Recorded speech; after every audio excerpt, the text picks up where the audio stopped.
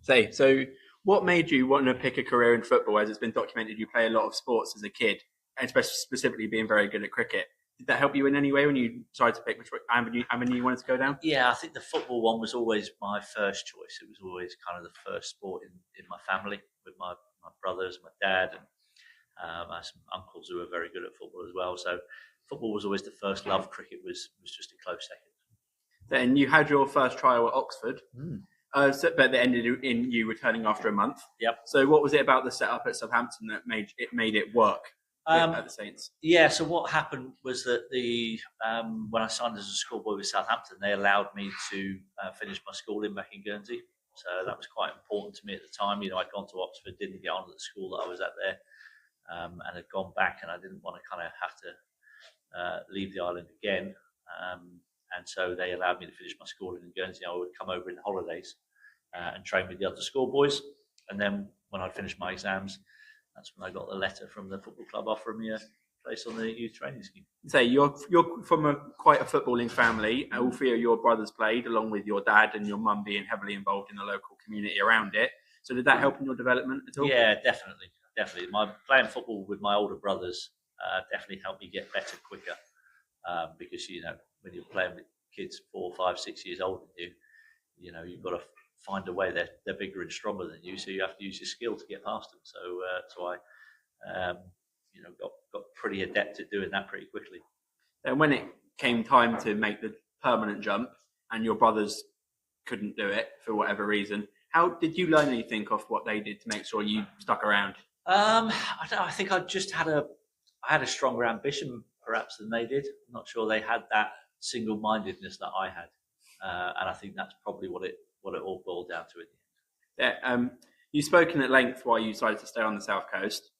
So what were the key reasons as to why you made the decision, despite having interest from Chelsea, your favourite club Spurs, and I heard you had a little fling with Liverpool as well?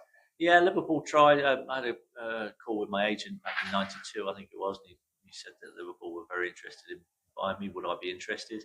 But again, I was happy where I was. I didn't feel the need to go and earn more money elsewhere. That was never a contributing factor in any of my decisions. I always felt like football was an entertainment industry. I wasn't in it to earn as much money as I could, and also I wanted to be content in my life, and I got that contentment in Southampton, so that's why.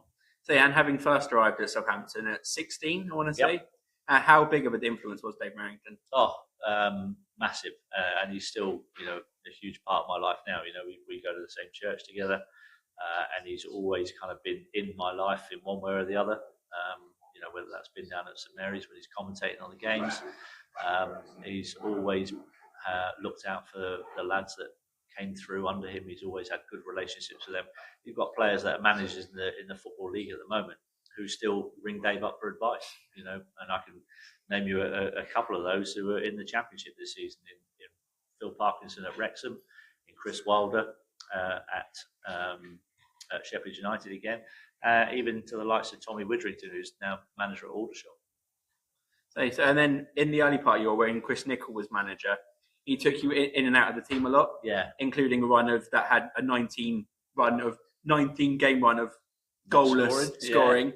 So how did you feel during that period? That was tough. I was pretty young, I was still learning the game.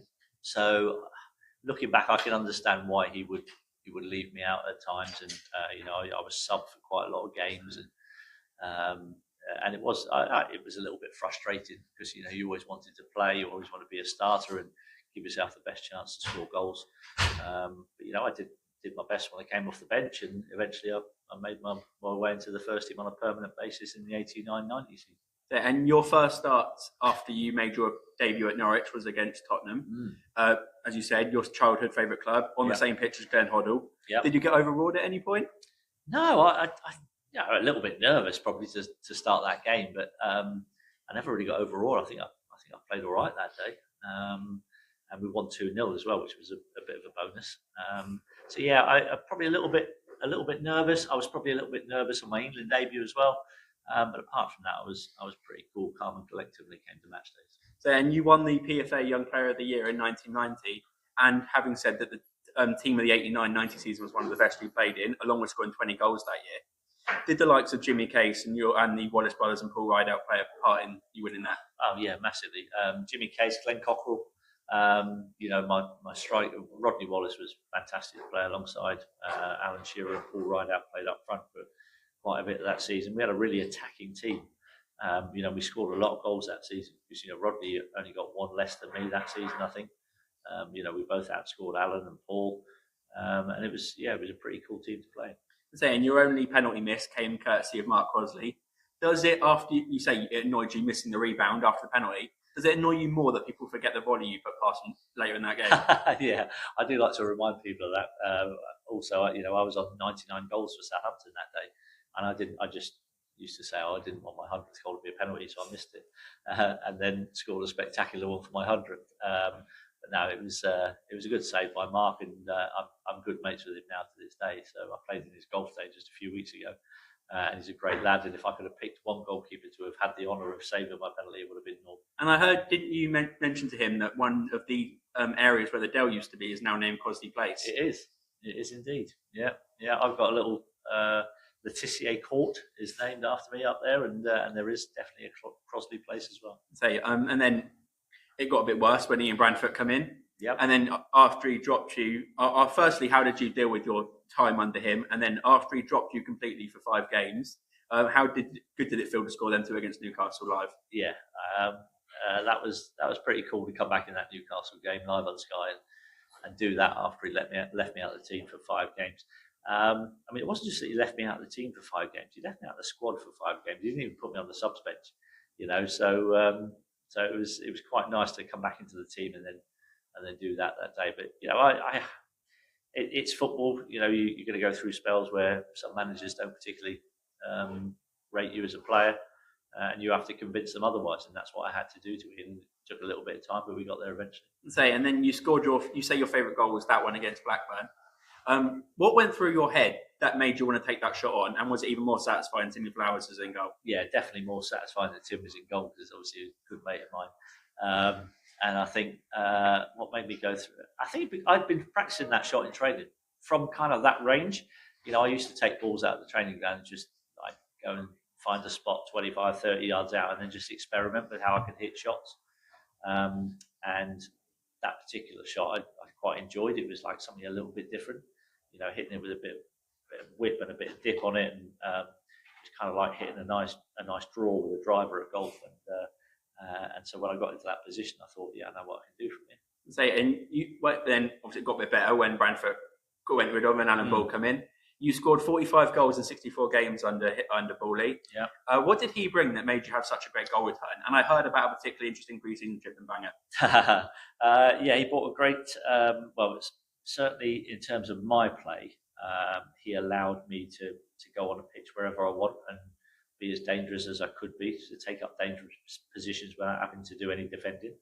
We did have an incident in Bangor where his management of me came into its own, where we ended up as players going out on a night out that we shouldn't have done, and ended up coming back at some unearthly hour of the morning, and Bawley had clocked that we were out and was in reception waiting for us. And as I came in, I was greeted by our manager giving a massive rollick into our goalkeeper at the time, Dave Besan, and Bawley was fuming, and he sent all the other lads off the bed, and he said to me, "Look, I want to word with you upstairs."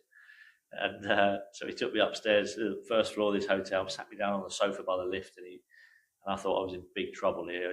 Captaincy could get taken off me, 2 weeks wages fined.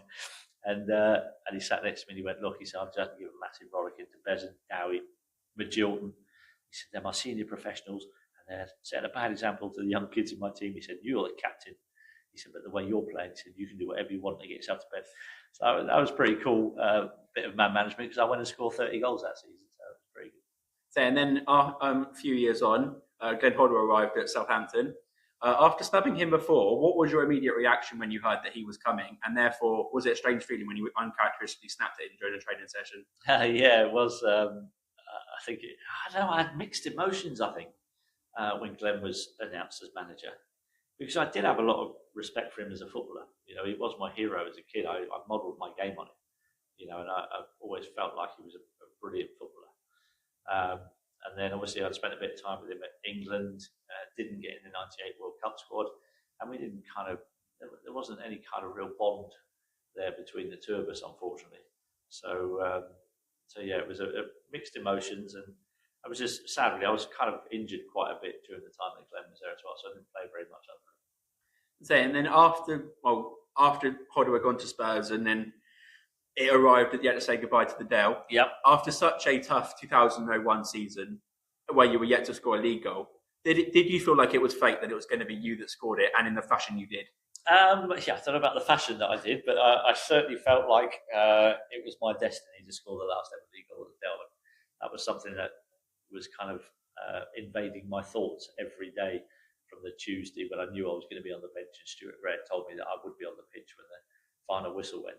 It was everything to me to want to be the player that scored the last ever goal at the Dale. So that was a pretty special moment. And then, as you said, you had your fair few relegation battles when you played for us. We did. 11 times in your career, the club avoided one, 6 of which were in your first 6 years of your career. What, especially as a youngster in the 80s, was the mentality any different when you weren't fighting for your life?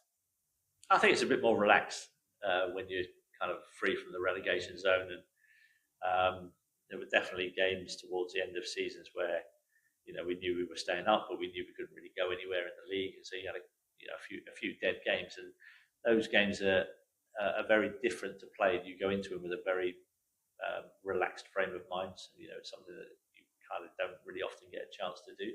And sometimes those frames of mind can actually get good performances out of players.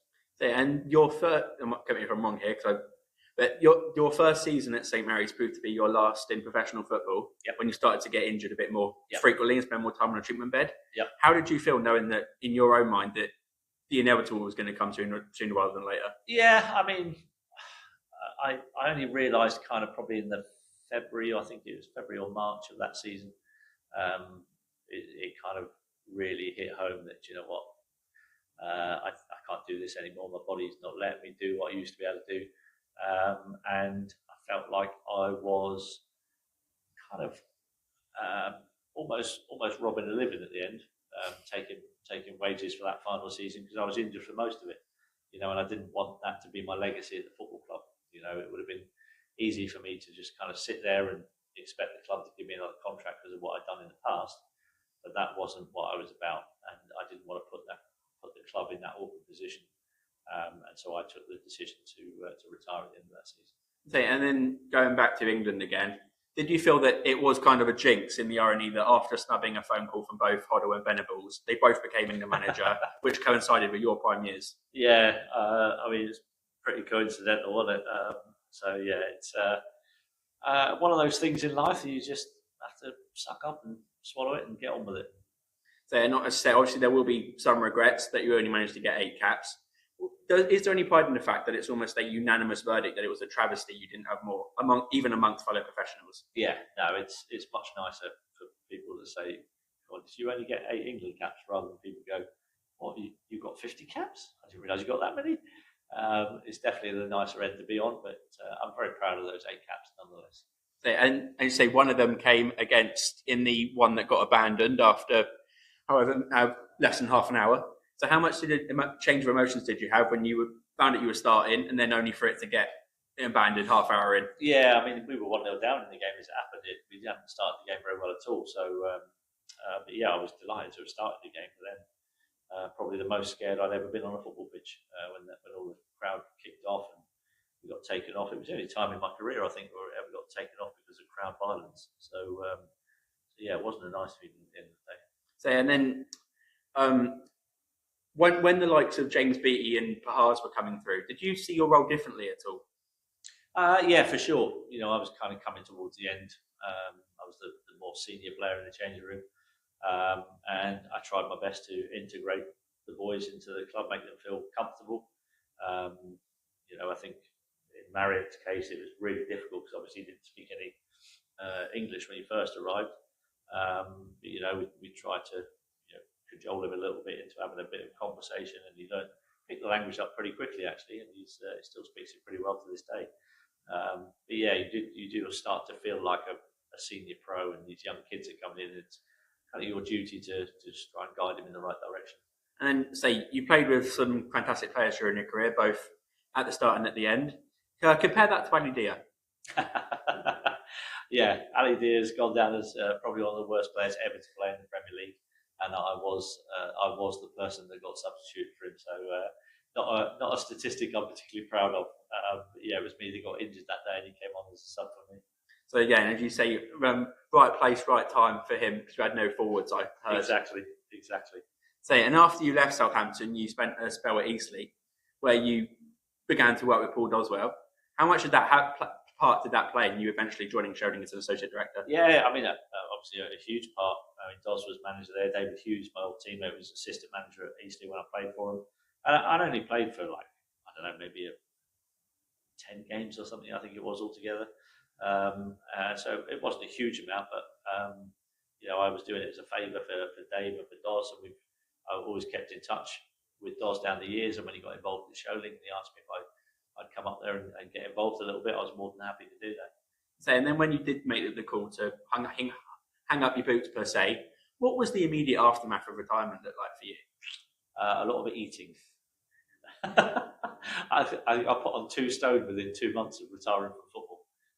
So yeah, I didn't adjust my diet to the amount of energy that I was expanding anymore. So that led to a lot of weight getting put on very quickly and a lot of golf being played.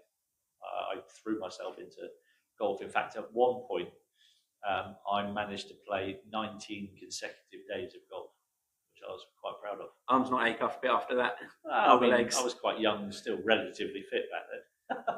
And then when you did arrive at Soccer Saturday, how did that sort of role come into play? Because I heard on a podcast you were just a fill-in before you eventually signed a 2-year contract. Yeah, I was kind of filling in for Rodney Marsh and George Best and Frank McClintock if they were on holiday.